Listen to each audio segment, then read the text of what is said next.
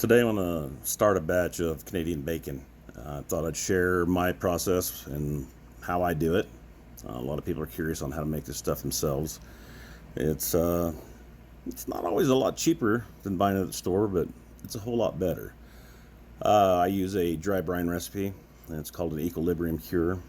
All of the salt in the cure is weighed out in correspondence to the weight of the meat. You'll never get it too salty and never have not enough. As long as you let it cure long enough, as long as you let it sit and rest long enough, you'll do fine. I'll get set up and I'll show you the basic ingredients and equipment you're going to need for this part of the process, and we'll get going. Okay, well basically we've got everything here. Got a boneless pork loin. You can usually catch those on sale. They're always a good buy. Some sodium nitrite, also known as pink salt. Not to be confused with this Himalayan pink salt. We do not want to use this. We want to use this. We're going to use some coarse kosher salt, some aromatics. I got ginger, nutmeg, some allspice, sage, and bay leaves for this batch.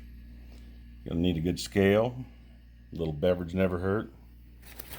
2-gallon Ziploc bag and a foil pan to set it in while it sits in the fridge for a week. It helps prevent accidental spills. So we'll get this stuff out of the way, and I'll get this loin out and I'll get it trimmed. We're going to take some of this fat off the backside of it.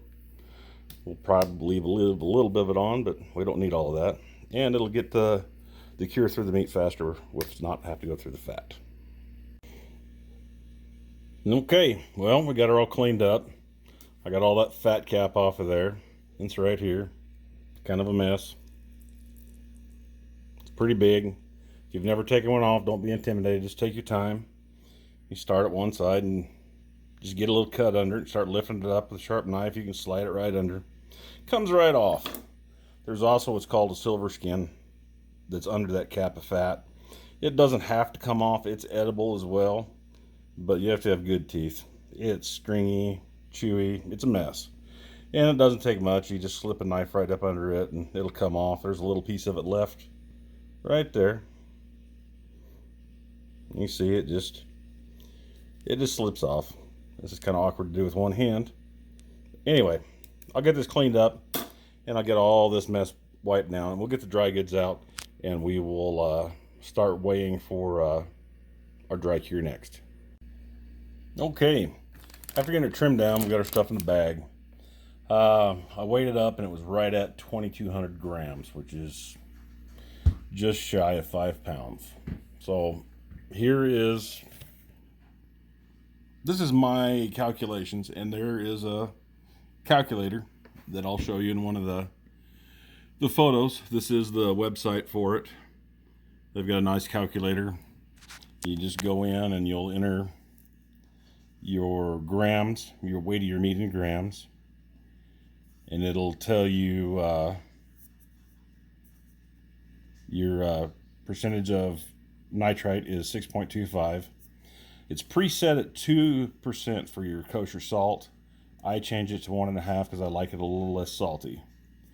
So when you plug in the number 2,200 grams and you've changed it, or when I change it to 1.5% on the kosher, this is what you come up with for your necessities. And I forgot in the materials in the beginning of the video to say that you need sugar, and I use turbinado. So I ended up using 5.5 grams of number one cure, 28 grams of salt, and 22 grams of sugar. It's not really that much when you look at it. You know, that pink salt is actually on top of the kosher salt. But anyhow, it's not near as much as a person would think. And then the nutmeg and the allspice and the ginger and the sage, I use close to a teaspoon, and crushed 2 bay leaves. We'll get this all mixed up. Get it mixed up really nice, and we'll start putting it on the surface of the meat. And I'll roll it in the bag just to try to keep it clean.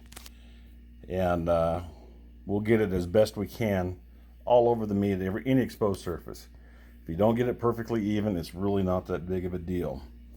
After about a day, it's going to start drawing some moisture out of that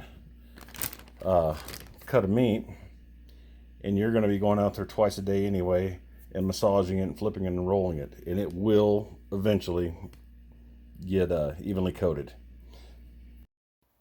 The website's at the top of the photo, and you can see where I changed the salt from 2% to 1.5% where I have it marked.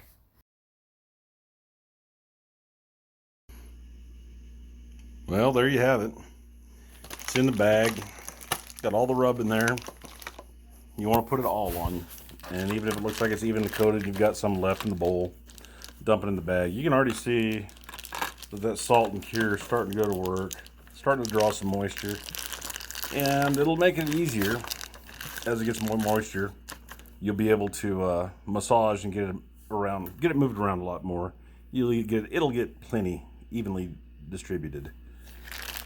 But this will go in the fridge for 7 days. At least twice a day, I'll go out and give it a massage, once in the morning and once in the afternoon when I get home. Roll it around, flip it, let the juice settle to the other side, because it'll look like quite a bit. It's going to start drawing moisture out, and you'll actually see quite a bit of liquid in here.